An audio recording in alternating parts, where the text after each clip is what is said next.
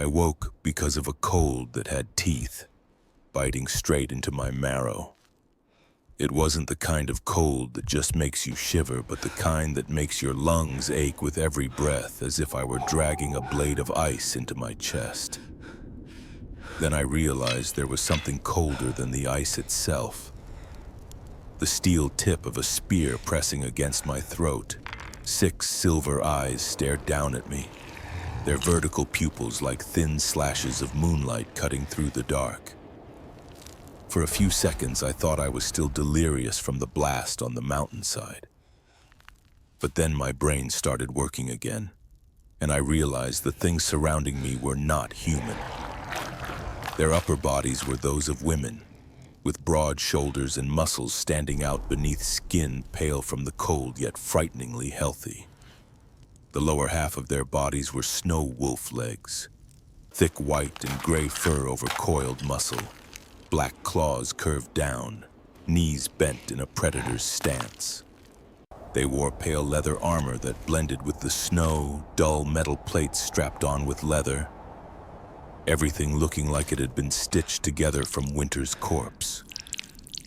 The spear tip at my throat pressed a little harder, enough for me to feel skin tear and a warm drop of blood sliding down. "Do not move." A low, husky female voice growled above me in something like human speech, warped as if pushed through an animal's jaw. I froze not because of her command, but because now I could see her face clearly. It was a woman's face with sharp jawbones, high cheekbones, and thin lips that revealed white fangs as sharp as broken ice. But instead of human eyes, she had wolf's eyes, silver with vertical pupils always moving, tracking each of my breaths as if weighing whether I was worth killing. I'd seen a lot of things on battlefields, but I had never seen anything like this. "Your name," she growled softly, "speak." "Ronan," I answered, my voice rough and dry like burned paper. It was the only thing I could say without thinking. Everything else in my head was just fragments. Where am I? Those fragments were helicopter blades, the professor's weak laughter over the radio, the thick contract I'd signed without reading carefully. "Protect the climate research station, escort the scientist." That was the clean mission brief they gave me. But I wasn't stupid enough to fully trust a clean mission in a frozen mountain range with no civilians. And now, staring at 6 half-woman, half-wolf creatures surrounding me, I knew this was the part of the mission they'd hidden. "Ronan," the wolf commander repeated my name, pronouncing it slightly warped, but cleaner than most locals spoke English. She flicked her eyes at the others, and 2 wolf warriors immediately moved in to grab my arms. Their hands were cold but unyielding, the grip on my wrists more than enough to remind me that human bones weren't hard to break. They tied my hands with a white cord cold and hard as steel cable, yet it felt alive, tightening whenever I resisted. "Stand!" another warrior snarled, then yanked me up off the ice as if lifting a sack. Damn it!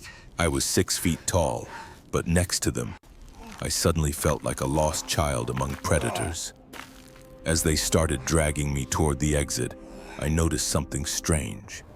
They were all female, not a single male in sight. The wolf pack of this mountain, if that's what it was a tribe made entirely of females. The blinding white of the snow crashed into my eyes as they dragged me out of the cave, and the mountain wind slapped my face like a frozen hand. Before us lay a sheer cliff, and in the distance, other peaks jutted up like the teeth of some colossal beast biting into the sky. I glanced over my shoulder and saw that the cave they dragged me from was only one of dozens of black holes in the ice wall, like the nests of some creature clinging to the mountain. A whole fortress of white wolves was built into the mountain itself. They dragged me along a narrow path carved into the ice. Sheer drops on both sides, only white mist coiling up from below. I'd jumped out of helicopters into war zones before, but death had never felt as close as a single misstep like it did now.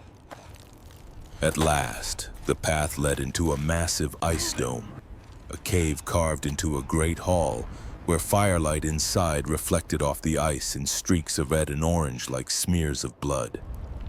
As they shoved me inside, the low, growling voices of the wolves fell silent at once, as if the entire room was holding its breath. Dozens, maybe hundreds of silver eyes turned to me, firelight dancing in their vertical pupils. In the center of the hall burned a great fire fed by some black wood I didn't recognize, its smoke rising and vanishing into the distant ice ceiling. And behind the fire, on an ice dais carved into a throne, sat her. The White Wolf, Lyra. I didn't know why that name surfaced in my mind, but the moment I saw her, I understood this was the one who led the pack. She was taller than all the other wolf women, sitting straight but not stiff, like a spear standing upright without anyone holding it. Her white fur was thick like a cloak, streaked with gray that shimmered faintly blue, her shoulders wrapped in the hide of some enormous beast I didn't recognize. On her head was a crown of bone and ice, long teeth curving upward like petrified claws. Her eyes were silver like the others, but deeper, as if a blizzard lived just behind them. "Ronan," she said, her voice low and clear. Perfect human speech without a single stumble, as if she'd practiced it her entire life. Hearing my own name pronounced perfectly by a half-human, half-beast creature sent a new kind of cold crawling down my spine. "Man of the lowlands," Lyra continued, "the one who brings guns and fire into our territory."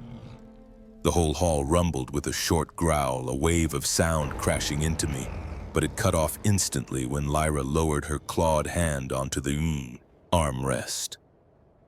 "You come to the roof of the world in the season of savage winds," Lyra said. "No one does that by accident." I swallowed, feeling the white cord at my wrists tighten just a little, as if reminding me that every word had a price here. "So speak, Ronan." Lyra rested an elbow on the armrest and leaned forward slightly. "Who sent you up the mountain of the White Wolves?" Lyra's question hung in the air like a blade of ice. "Who sent you up the mountain of the White Wolves?" Some questions aren't meant to be answered, but to see what kind of lie you choose. In my head, the mountain wind turned into helicopter blades, pages turning, and the voice of a lowland man talking about climate research with the smile of someone who had never seen a real blizzard. He had introduced himself as a representative of Borealis Corporation, a civilian partner to more ministries and departments than I cared to remember. "We just want to protect the climate research station from extremist saboteurs," he'd said, his eyes never truly looking at me, only past me, like I was just another tool. On the table lay a satellite photo, a tiny black dot on white. The mountain station, annotated with lines pointing to atmospheric regulators they assured me were completely harmless. Another signature. I didn't believe them, but I also didn't ask for more. Some things, the more you know, the harder it is to sleep. And then there was that number. Enough money to pay my brother's hospital bills for a year, plus a few nightmares I thought I could handle. Now, standing before Lyra, I understood. The nightmare wasn't just mine. "No one sent me," I said, choosing half the truth. "I'm a free operator. I was hired to escort a scientist up to the climate station on this mountain to check the equipment, that's all." I didn't mention Borealis. I didn't mention words like stress test and atmospheric tolerance, or extended winter simulation. The entire hall fell even quieter for a beat, as if the pack were sniffing the scent of my words. Lyra didn't answer right away. She turned her head to the right toward a patch of darkness between two ice pillars. "Myra," Lyra called, her voice not loud but carrying through the hall. "What does the wind say about this one?" From that darkness, a figure stepped out slowly, as if time had thickened around her. Myra was older than all the other wolf women. her hair white like cracked ice falling over her shoulders, her face lined with age but her eyes bright, like two shards of mirror reflecting a stormy sky. Her body was still that of a warrior, but leaner with sinews standing out, her leather armor draped with extra cloth, bones and feathers, as if she wore the tribe's entire history on her shoulders. She leaned on a black wooden staff, topped with a ring of bone from which strips of cloth and animal teeth dangled, swaying with each step. Lyra came to stand right in front of me, close enough that I could smell wet fur, smoke, and something like freshly melted snow. She didn't ask me anything. Instead, she closed her eyes and took a deep breath right in front of my chest, as if inhaling every scent my life had left on me. "Gunsmoke," Lyra murmured. "Beast blood, iron, machine oil, lowland sky, cables." She opened her eyes, and her gaze stabbed through me like an ice spike. "He speaks partly true," Lyra turned to Lyra, "but the wind carries the scent of things higher than that climate station. The smell of iron is not from an old outpost. The storm on him is not a natural storm." The hall rippled again, this time not with angry growls, but with worried murmurs. Lyra didn't take her eyes off me. "Explain, Lyra." Lyra planted her staff and walked a slow circle around me, every step like she was measuring something invisible clinging to my shoulders. "The wind on his clothes smells of ozone and soot," Lyra said. "The scent of iron towers that blow cold wind down into the valleys. Not the old station of this mountain. Something else. Newer. Heavier." My heart sank. They weren't stupid. They had sensed Borealis's winter engine even without seeing it. Lyra stopped in front of me again. "He has not come to kill the pack," she said slowly.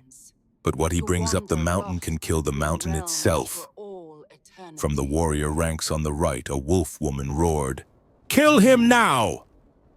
Her roar was echoed by several others, but Lyra only had to raise one clawed finger for them all to fall silent.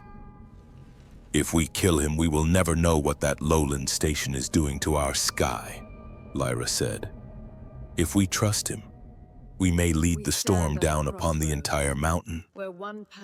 I realized that up here my life was just a number in their equation, the same way my brother was a number in Borealis's contract. Lyra leaned back in her throne, her claws tapping a rhythm on the ice armrest, the dry talk-talk like stones falling into a chasm. "We will not kill. We will not release," Lyra said. "We will test him." From the back, a warrior whispered, "The wind trial.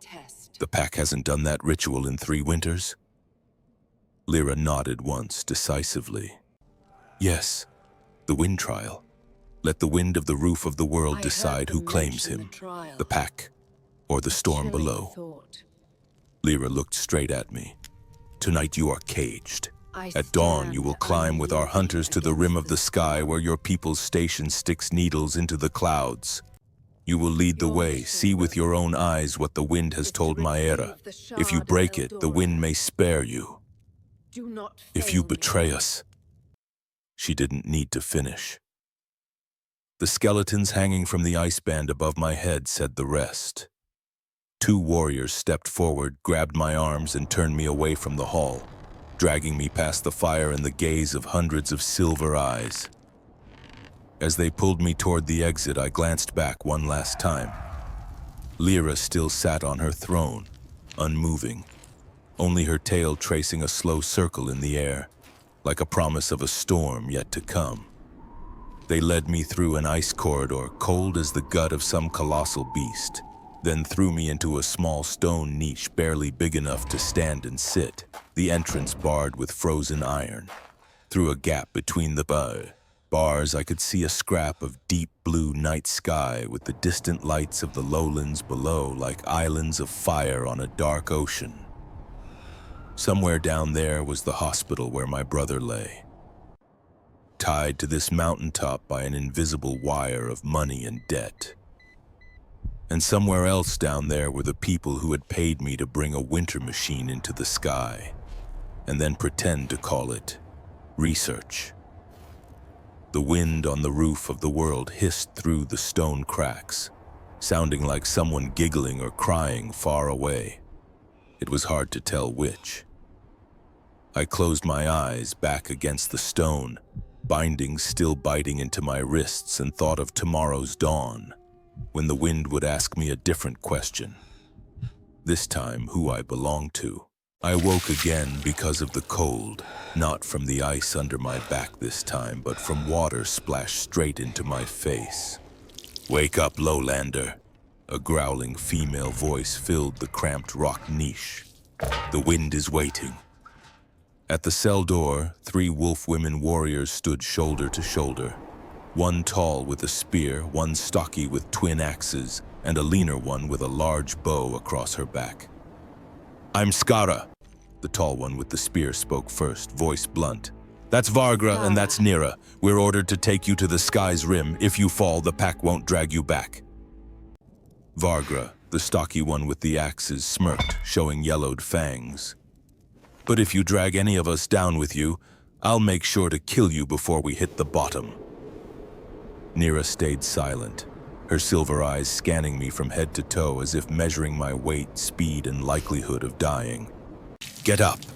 Skara tapped the spear butt against the stone. "Lyra wants you alive long enough for the wind to decide." They cut the bindings at my wrists but didn't return my weapons.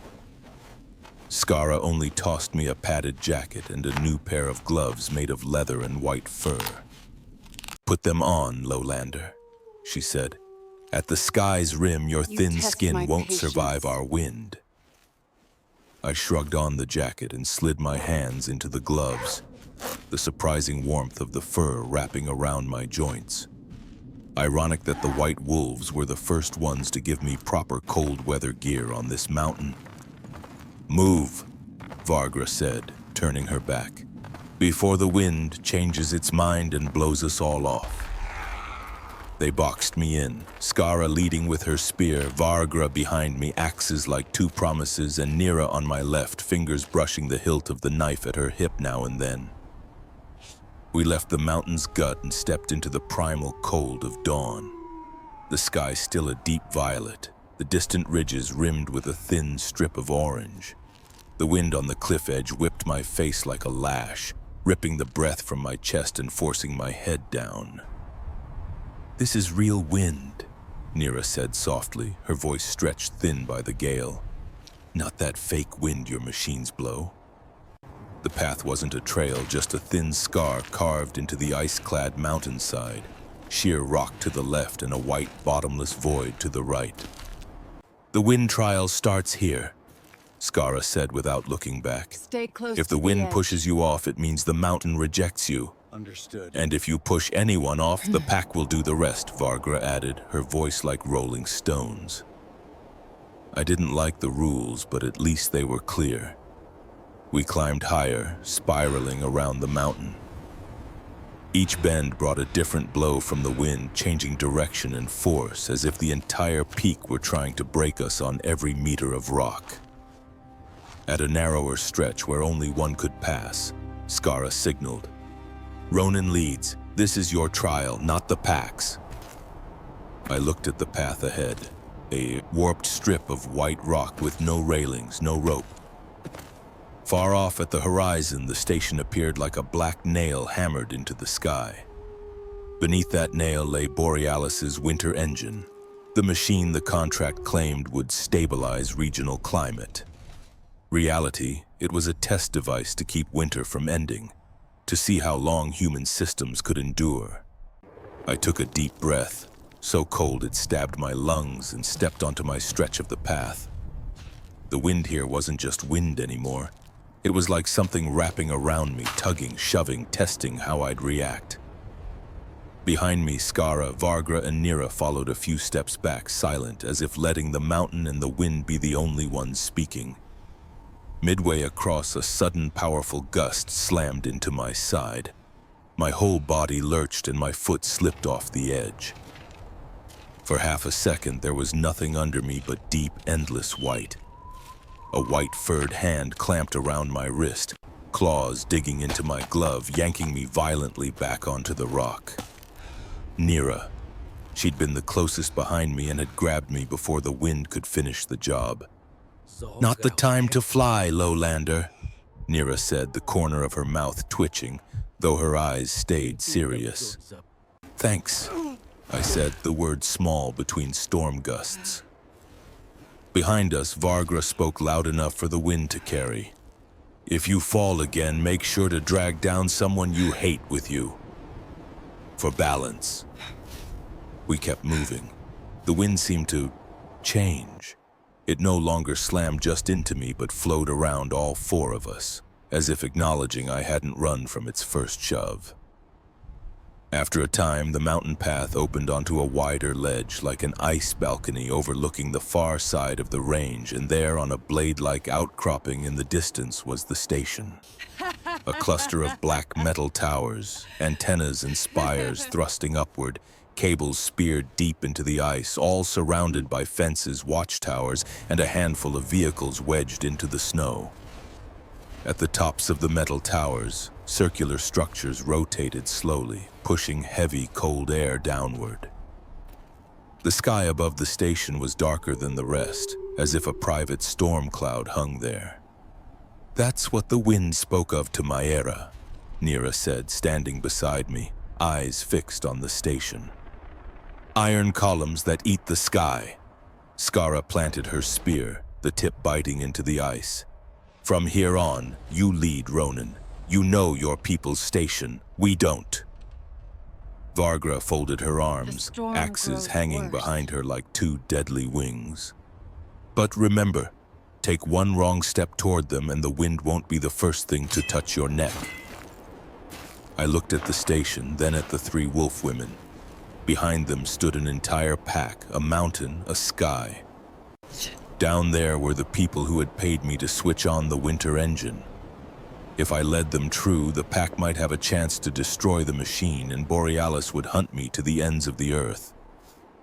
If I led them wrong, the wind, the pack, and possibly the mountain itself would end me long before any report reached their offices. "There are two ways," I said, tracing a rough map into the frost on the rock. "The main approach for helicopters, guards, cameras, sensors, and a secondary service route. Longer, nastier, but with fewer eyes." I could lie, just swap the two paths. But the wind had listened when I spoke, and somewhere back in that hall, Lyra was surely waiting to hear how the wind answered. "The service route," I said. "If you really want to get close without being shot off the rock, we have to take the maintenance path." A gust swept across just then, not slamming into my face or back, but slipping between us like someone exhaling a soft sound of acceptance. Skara wrenched her spear free of the ice and nodded. "Then the wind trial accepts your path, for now." Lyra looked at me, her gaze no longer just that of a guard. There was something in it that felt like a question. "Which species are you betraying?" I turned my back on the pack behind the mountain, turned my back on Borealis in the valley below, and started leading the way along the narrow shelf of rock toward the winter engine. The maintenance route I'd chosen wasn't truly secret, just the path lazy engineers and repair grunts rarely bothered to mention in their reports.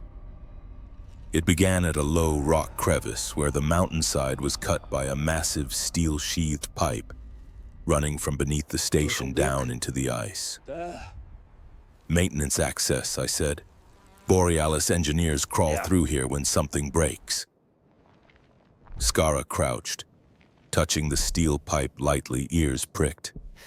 "It's breathing. Your people's machine inhales the sky and exhales it back down onto the mountain," she said flatly. "Disgusting." Vargra kicked a chunk of ice off the pipe's lip, watching it vanish into the emptiness below. "Then we'll jab it in the throat from here." Lyra said nothing. Just pulled out an arrow and tapped its tip lightly against the pipe, listening to the echo. Very hollow, she murmured. Not just one pipe. That's the belly of your monster down there. I led them to the crevice beside it, a gap small enough that Vargra had to hunch, and I nearly had to crawl. Inside, darkness thickened into a low rock tunnel, damp, freezing walls with steel pipes crossing overhead now and then like metal ribs. This used to be a natural cave, I said quietly. Borealis turned it into a cable and pipe corridor because they think helicopters waste fuel. Your people hollow out mountains like corpses, Vargra muttered behind me, then wonder why wind ghosts come knocking. I didn't argue, because this time, maybe the wind ghosts really had come. After minutes of crawling, crouching, and squeezing through passages barely body-wide, we reached a low steel hatch set into the rock wall, a small plate bolted onto it reading Service A3. This is the entry to the substation level, I said. Behind it are cable runs, power rooms, and then the winter engine's core.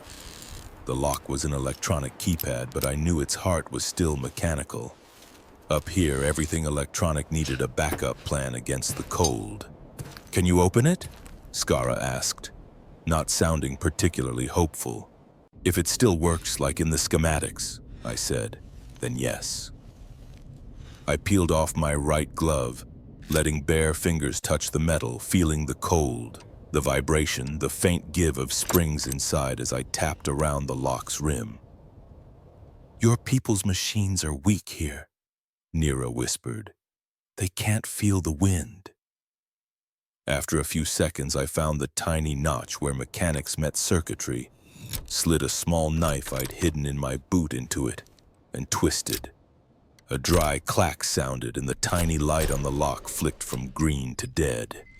That's the electric part, I said. Now for the manual. I turned the handle, feeling stiff gears inside gradually surrender. And then the steel hatch popped open a crack, warm air breathing out like the sigh of a sick animal. From here on, your people's guns and cameras will... Stand guard, Skara said. You go first, Ronan. The pack will follow. Beyond the hatch lay a narrow metal corridor, low ceiling, flickering white tube lights, cables running along the left wall, pipes along the right, all vibrating slightly to the rhythm of something very big turning slowly somewhere below. There was no wind anymore, only machine noise. That made me colder than the cliff ever had. From here on, if anyone sees us, they'll shoot first and ask later, I murmured, especially when they see the three behind me with pointy ears and claws. Good, Vargra replied. I don't like talking to your kind anyway. Lyra touched the bowstring over her shoulder, testing its tension, then gave me a small nod as if to say, Go, I'll handle the rest. We slipped around one bend, then another, before we heard metal footsteps and human voices echoing from ahead. I pressed my back to the wall and gestured for the wolf women to fan out, hiding behind the larger pipe segments. Two security guards appeared at the corridor corner, heavy coats, rifles slung over their shoulders, talking about boring shifts and watered-down coffee. What unsettled me most was they looked normal, like the guys I'd had beers with after missions. Two, I whispered. Easy to handle if we're fast. Skara just gave the slightest nod. No guns. The wind hates gunfire in the mountain. I waited until the guards were almost level with our position, then stepped out, acting like I'd just taken a wrong turn.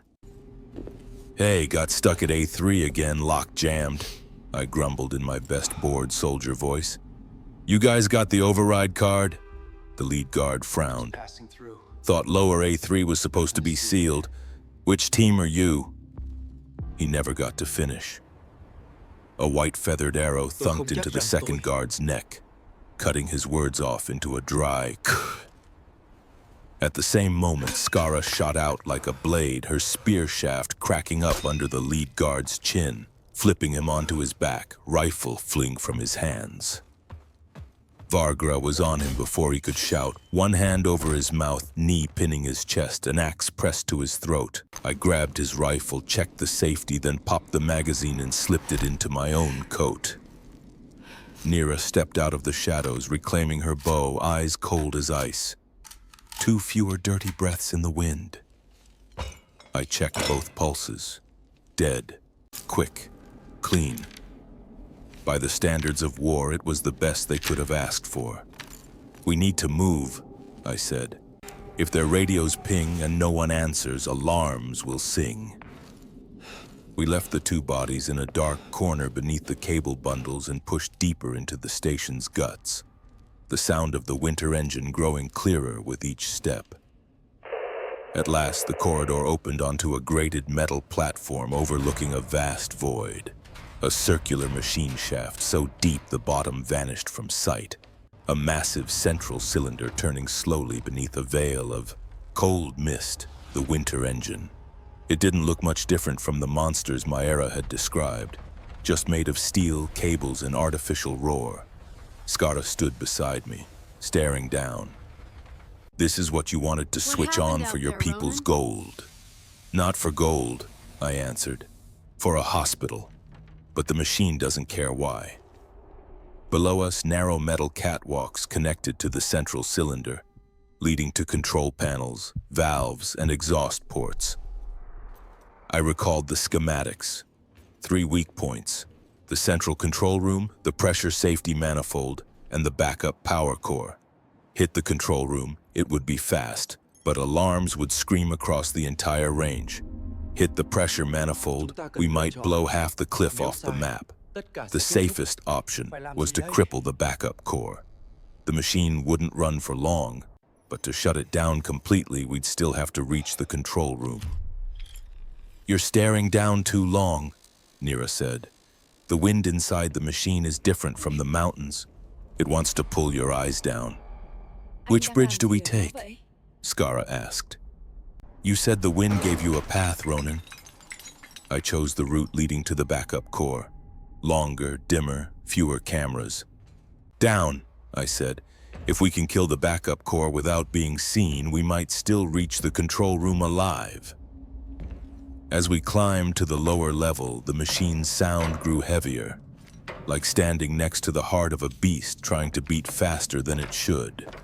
The backup core sat inside a thick metal housing, wrapped in energy conduits and fronted by a control panel blinking with green and red lights. How long to break it? Vargra asked. I don't like standing on a monster's tongue for too long. If we're lucky, 5 minutes, I said. If not, we'll know as soon as it blows. I started keying in codes, not a sabotage string, but maintenance commands that would gradually bleed load from the core under the guise of safe service mode. Lights shifted from green to yellow, then to blinking red, warning of reduced capacity. The system will shift load to the primary core, I explained.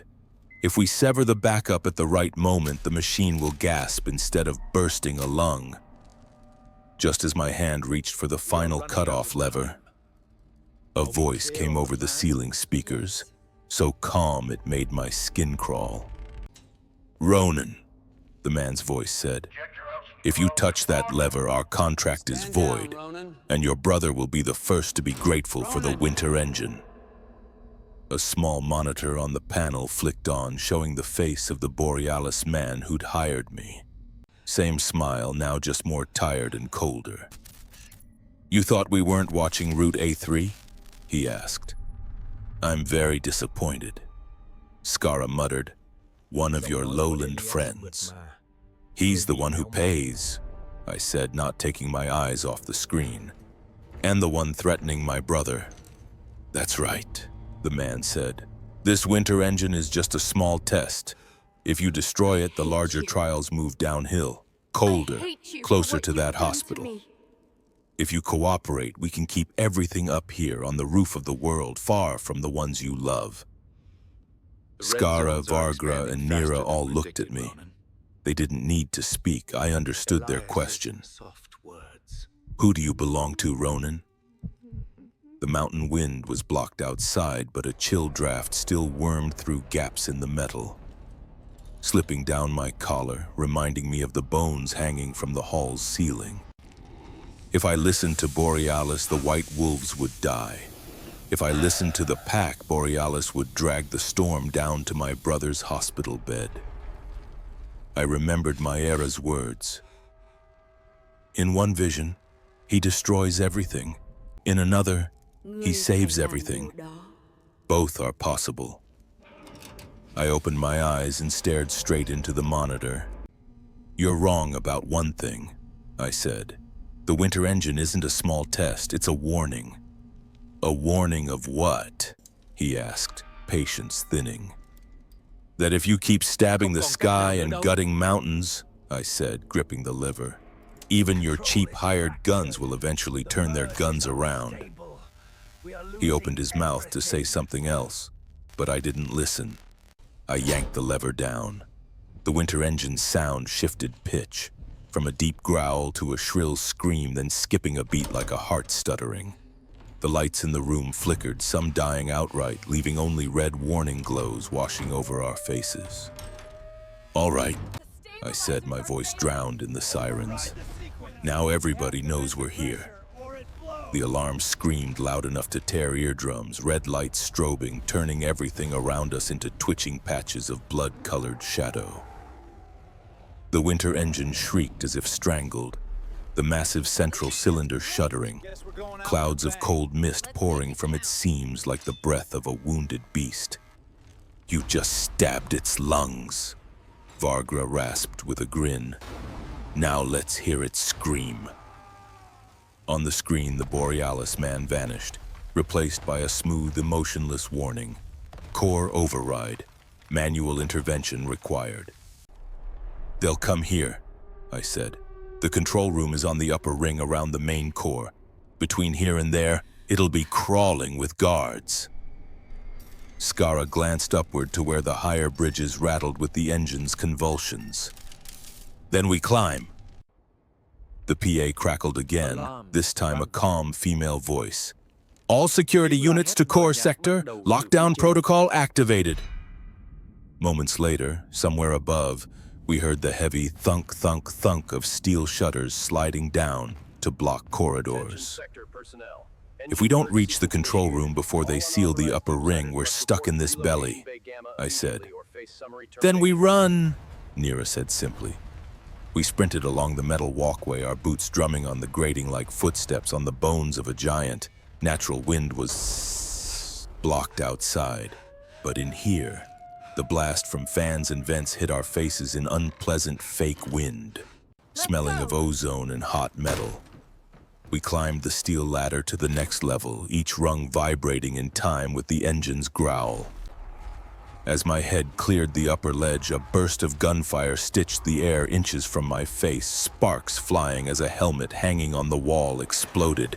Guards! I yelled. 2, left side! I've got them! Lyra said, climbing just high enough to bring her eyes level with the ledge. She didn't stick her head up, just her arm, loosing an arrow at an angle only someone who'd lived with wind all her life could judge. A cry of pain cut through the gunfire, then the heavy thud of a body hitting the floor. The burst broke off midstream. I scrambled up fast, weapon ready, and saw the second guard swinging his rifle toward me. I fired first, not aiming fine. The bullet tore across his shoulder, slamming him into the railing. His gun went wild into the ceiling, shattering a few light tubes. Skara burst out of the ladder hatch like a white spear, her staff sweeping sideways to drop him before he could scream. Those shots definitely told the whole station we're here, I said, eyes running along the curving walkway above. Good, Vargra snorted, hauling herself up to stand beside me. I hate hunting prey that doesn't know it's being hunted. The control room sat on the far side of the ring, a double steel door with a small window looking out over the engine. Between us and that door were at least 3 side hatches that could spit out guards at any moment. Lyra, cover right, Vargra, left, Skara with me in the middle, I said quickly, Whichever door opens first, hit it before they can line up. We started running along the ring, the winter engine's core groaning beside us like the heart of a titan about to go arrhythmic. The first side door snapped open. A guard barely stepped halfway out before Vargra slammed straight into him, shoving him back inside like two beasts colliding in a narrow cage. I didn't look closely into the room. Just saw the light flicker, Vargra's shadow sweep across, then silence. Lyra's sector stayed quieter. The hatch on her side never fully opened. 3 arrows buried in the crack and lock panel jammed the mechanism solid. When we were about 20 meters from the control room, its locks slammed home and a secondary blast shield slid down over the viewing window. "They've locked themselves in," I said. "Inside, they're probably trying to spin up the main core before the backup dies completely." "Can we break it?" Skara asked, laying a hand on the steel. "Not with bare hands," I replied. "This stuff is rated to survive small explosions." Vargra strode up behind us, axes glinting red. "Good thing my hands aren't bare, then." "This isn't forest wood," I said. "You can bend it, not cut through." "Then we break the hinges," Vargra growled. "Anything bolted to a mountain has a weak point." Just then, the control room speakers crackled loud, the Borealis man's voice broadcasting again, mixed now with shouting in the background. "Ronan," he said, "you still have time to stop. Fall back. Let us stabilize the engine." "Stabilize means keep the storm pinned over the White Wolves' heads," I answered, "so you get more data for your report." "You don't understand the big picture," his voice snapped. "If we don't test up here, more populated regions will have to bear the load. If someone has to bear it, let it be the ones who built the machine, not the ones trapped under it," I said. I turned to Vargra. "Hit the lower hinges. Skara, help her. Lyra, cover both ends of the ring. When this door opens, there will be guns." Vargra's twin axes slammed down together into the lower frame, metal shuddering, bolts bulging outward bit by bit. Skara used her spear shaft as a lever, wedging it into the widening gap and heaving, steel shrieking like an animal forced into a new shape. Vital. Lyra stepped back a few paces, positioning herself at the midpoint of the ring's 2 approaches, arrow knocked, eyes flicking left and right like twin blades. The bottom hinge finally snapped with a crack, bending away from the wall, the door sagging just enough to reveal a sliver of chaotic light inside the control room. "One more," I said. "Then we shoved the whole thing in." Vargra brought her axes down twice more, Skara heaving with all her strength. The heavy door lurched, then toppled inward with a landslide crash. At the same time, a rush of footsteps came from the right corridor. Lyra spun, loosing 2 arrows toward the sound. "Into the room!" I shouted. "At least there are walls in there!" We charged into the control room, sliding over shattered glass and tangled cables. A technician raised his hands, mouth forming, "Don't shoot!" But Skara just shoved him aside, slamming him to the floor. Through the big window overlooking the core, I saw the winter engine shaking harder, spurts of cold mist blasting out like the coughs of someone about to spit blood. At the main console, the Borealis man stood in person now, no longer on a screen, skin a little pale, sweat spotting his collar. "You can still stop this, Ronan," he shouted, barely audible over the engine. "Let me bring the system back to stable. No one else has to die." "Yes," I said. "There are still some who have to die." Out in the hallway behind us, gunfire exploded. More guards had arrived. Lyra backed into the doorway, dragging chairs and cabinets into a makeshift barricade. "Did you think you could destroy this test without triggering the larger ones?" The Borealis man screamed. "The system has been replicated. This is just one node in a network." On the map screen, I saw not one dot but many, scattered like sickness, across the body of the world.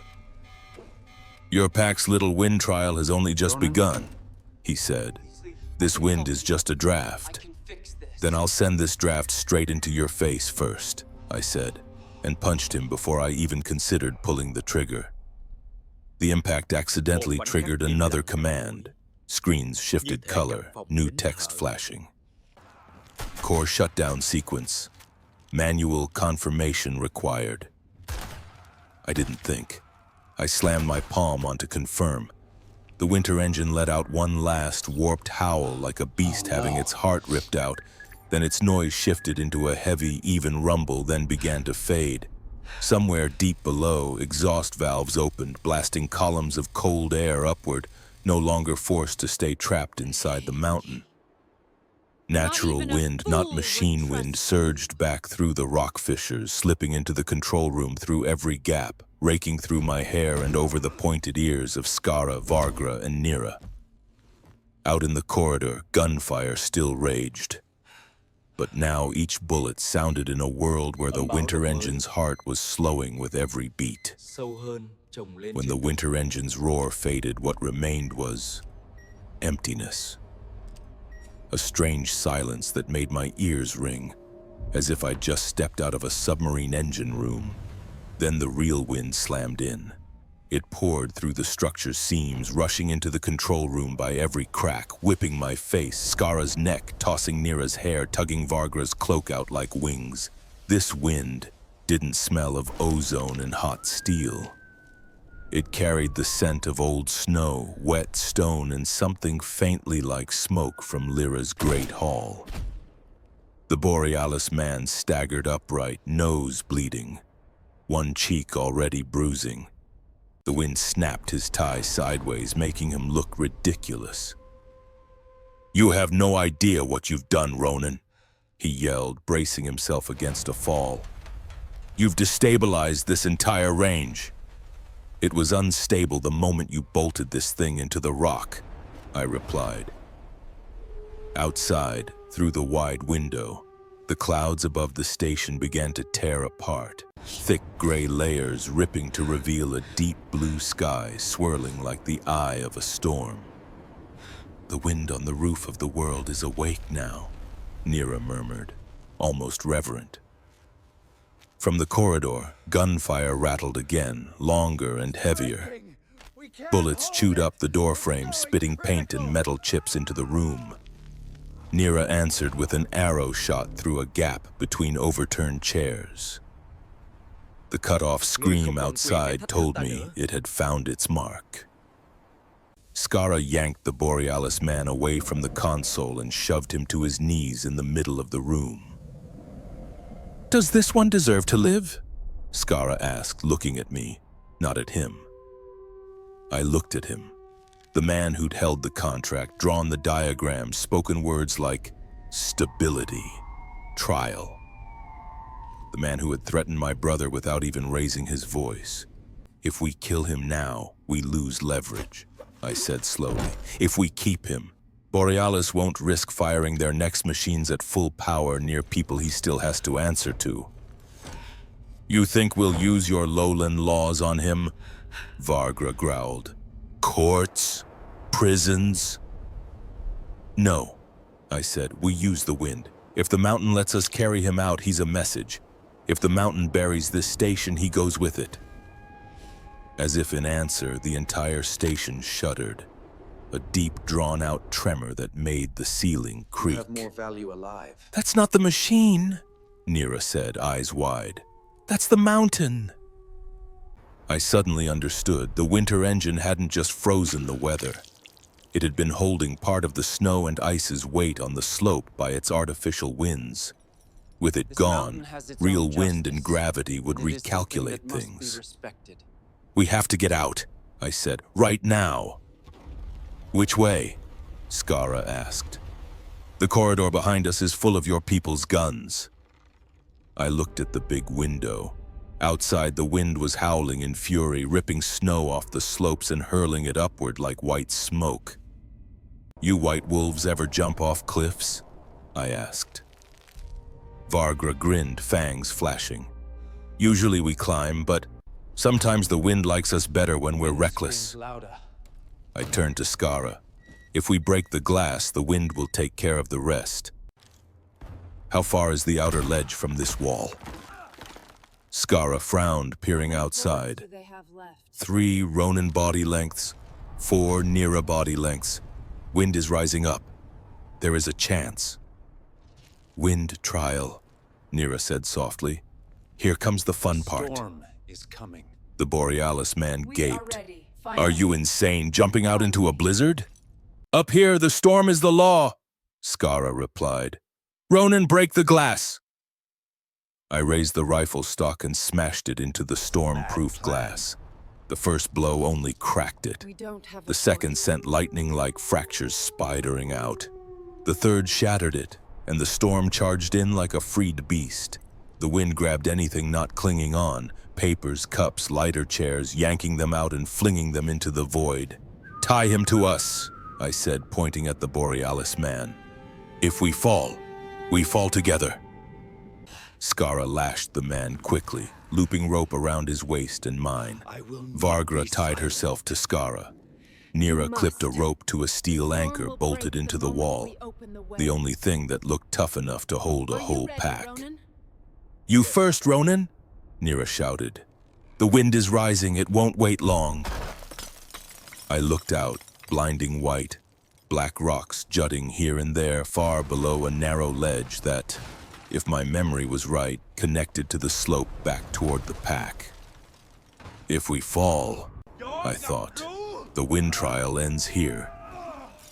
I jumped. The world became wind and white. I couldn't tell if I was falling or flying, only that the storm was swallowing me, swirling around my body, dragging me whichever way it chose. The rope cinched hard around my hips as Skara, Vargra, and the Borealis man were dragged after me. The pull wrenched my whole body, threatening to tear me in half. Then, like an invisible hand, the wind shifted. From a straight drop, it heaved us sideways, hurling all 4 bodies toward the mountainside. The impact with the rock sent knives of pain through my back, but my hand found the ledge. Fingers slipped on snow, then caught on rock, holding us just enough to stop the slide. Skara slammed down beside me, claws digging into the ice like hooks. Vargra crashed into the wall hard enough to bruise, but laughed hoarsely even with blood on her lip. The Borealis man only screamed. Above us, the shattered control room window was now just a dark hole in the steel wall, already being veiled by blowing snow. You're still alive. Lyra's voice drifted from above and to the left. I looked up to see her already perched on a higher outcrop, her own rope taut back towards the station. The mountain hasn't finished answering yet, she added. In the distance, through gaps in the blowing snow, I saw something else. Figures moving along the slope. Fast, white, silent. The White Wolf Pack. At their center, leading them, was Lyra. Dark armor gleaming, white fur mantle flying like a banner tail tracing a curve behind her.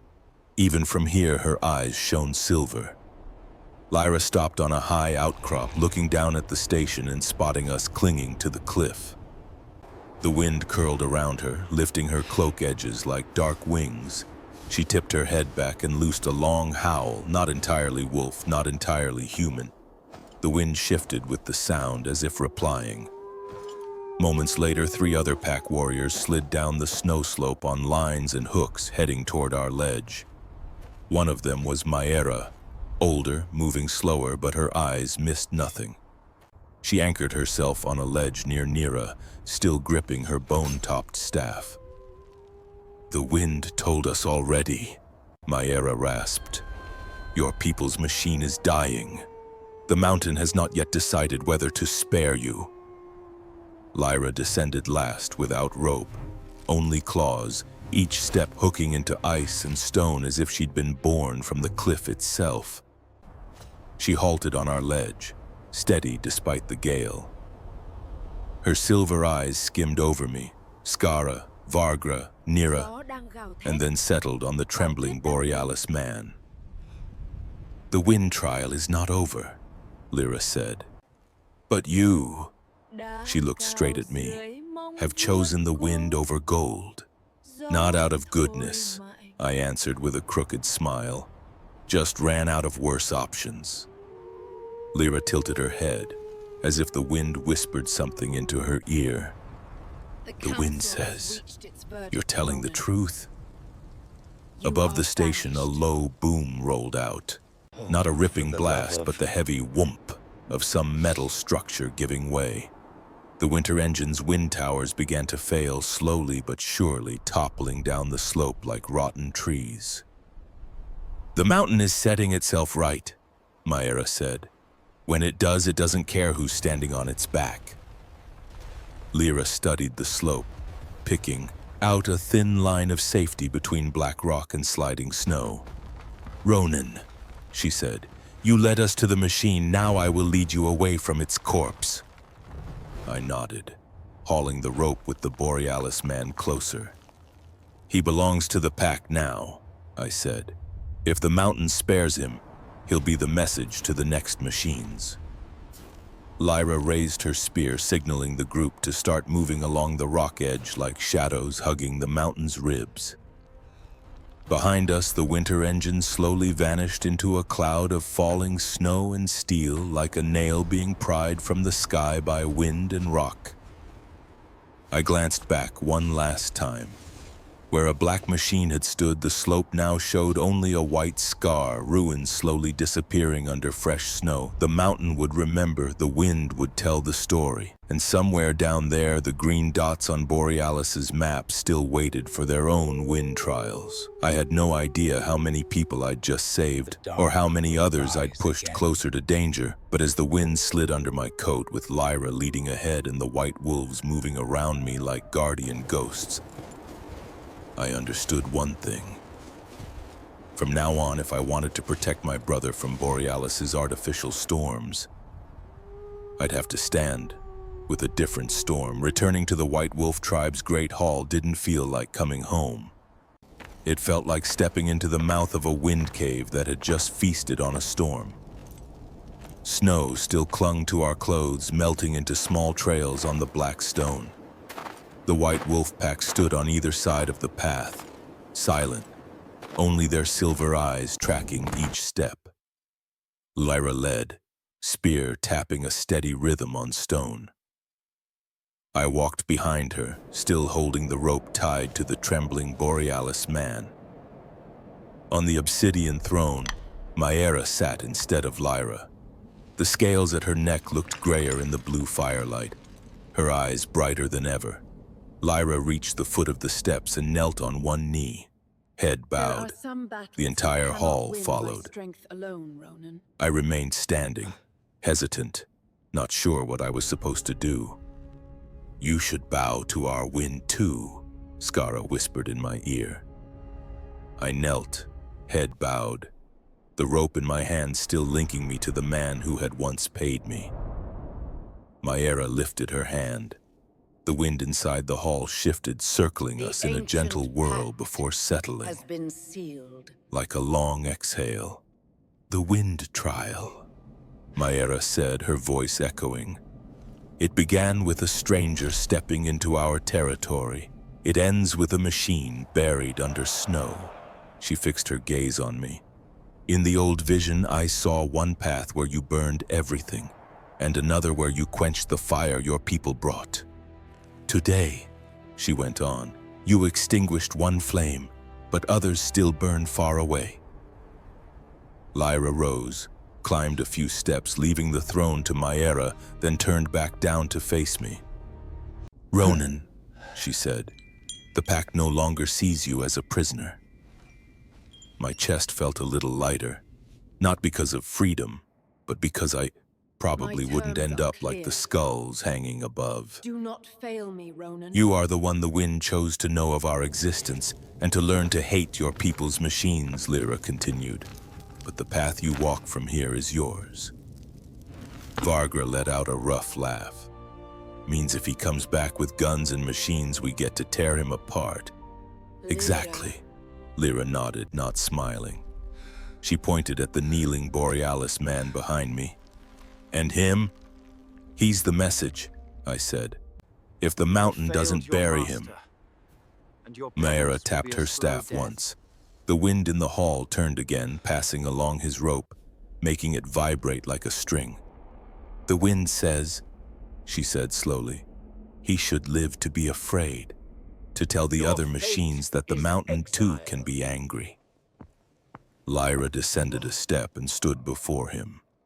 She reached out, drawing a light yet deep claw mark down his collar, tearing the fabric without touching skin. "From now on, the wind will recognize your fear," she said. "Whenever you stand near another machine like that, it will tell the mountain." The pack growled in approval. No blood was needed. The sentence was clear. Banished from the wind's territory, living with the fear that every breath was being listened to. Far below the mountain, a fringe district hospital, the sky a little less insane. Tomas, my brother, sat propped up in bed, IV in his arm, the soundless TV on the wall showing news about an accident at a remote climate research facility. The ticker scrolled beneath. "Borealis confirms incident, pledges no impact to populated areas." A nurse came in, smiling. "Good news. Power grid stabilized again. Transfer routes have reopened. If your condition keeps improving, we can move you to the city hospital next week." Thomas looked out the window. The wind outside blew gently, pushing ordinary clouds along, no longer twisting them into violent spirals like the past weeks. On the bedside table lay an old photo, Thomas and me grinning by a river at the forest's edge. The wind in that picture hadn't been strong, just enough to ripple the water. "Where are you, Ronan?" Thomas murmured, not expecting an answer.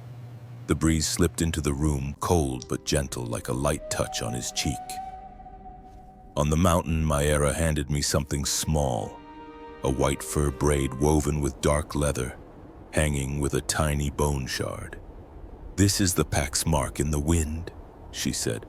"Carry it, and the wind will remember your face. If your people's machines hunt you, it will whisper to the pack." Lyra stood by the outer doorway, gazing into the gray-blue space where the clouds had not yet fully cleared. I walked up and stood beside her. "From here down to the valley, that's my world." Lyra nodded slightly. "And from here up to the sky's rim is mine." "But your people's machines," she said, "live between those two worlds." "Maybe," I replied. "It's time someone stood between those worlds too." Lyra studied me for longer. "Will you return to the pack, Ronan?" "I have to go see Tomas first," I said. "But if Borealis wakes the other winter engines, the wind will come looking for me again, won't it?" Lyra smiled very faintly. "The wind doesn't forget those who have jumped off cliffs with it." "Go, lowlander," she said. "Carry the wind's word below. And if your kind builds more machines, remember that the White Wolves guard more than just one mountain." I stepped onto the stone path leading down, feet touching the world I knew, now strange. The wind followed at my back, not pushing, not pulling, just walking with me. Above, Lyra turned back into the great hall. Below, Tomas watched a saner sky. Between them, I walked, a hunter, dragged by the wind into a new kind of hunt, hunting machines. And somewhere far away on a Borealis display, one of the tiny green dots shifted to a blinking red, tagged with the note, "Node lost. Cause, wind event." The wind didn't file that report, but it remembered, and it would keep telling the story.